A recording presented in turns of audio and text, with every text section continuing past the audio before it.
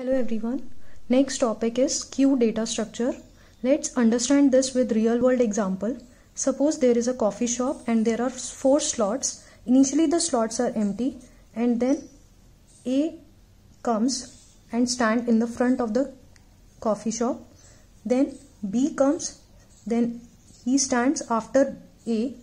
Then C comes, stand after B, and then D comes and stand after C.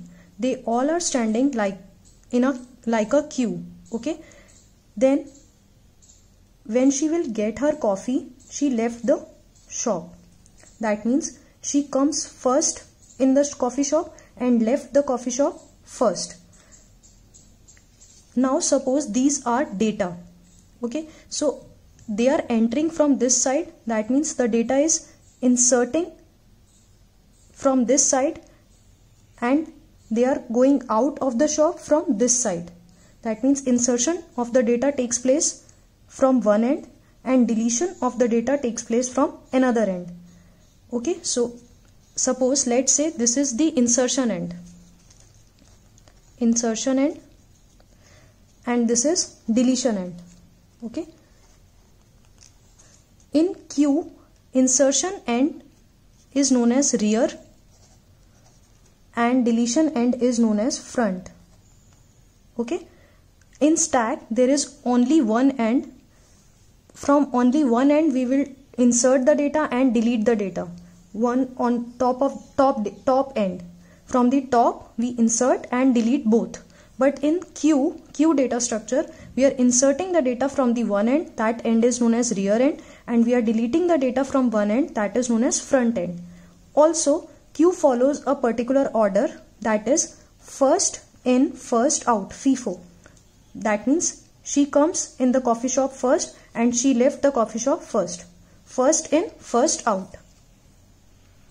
Now I'll replace this with the data. That means we are inserting the data from this end, and this end is known as rear end. And next data after 10, then next data after 20, and then next data after 40. Okay, insertion end is known as rear end, deletion end is known as front end. So we can't place the data from one end only and delete the data from one end only like stack. Okay, we have two ends, one for insertion and one for the deletion. Insertion rear, deletion front. Definition of queue: it is a data structure which stores the data in a particular order, and that order is first in, first out. Okay. Now applications, these are the real world application. While you are sending email, if you are sending 2-3 emails in one go, you have checked your, you have seen your outbox. It shows emails are queued. Okay. So they follow queue data structure. While uploading your photos, all the photos will be in a queue, waiting in a queue. Okay. Downloading the documents also uses queue data structure. Then printing documents from a printer also uses queue data structure. Next is operations of queues. First is enqueue. Enqueue means inserting new data to the queue. That means this is a queue, and if I am inserting this data 10, this process is known as enqueue. Okay.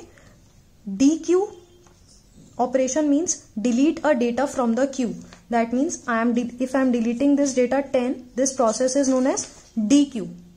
Then next is peek. It shows the front of the queue. Now these are the data. Okay, at the front end the data is 10. That means peek shows the front of the queue. This is the rear end where I am inserting the data, and this is the front end where I am deleting the data. 10 will delete first. We can't delete 30 first. We can't delete 20 first. We have to delete 10 first because 10 comes first in the queue. Okay, so the data that is placed at the front end, it will show the front data. Peek function shows the front of the queue.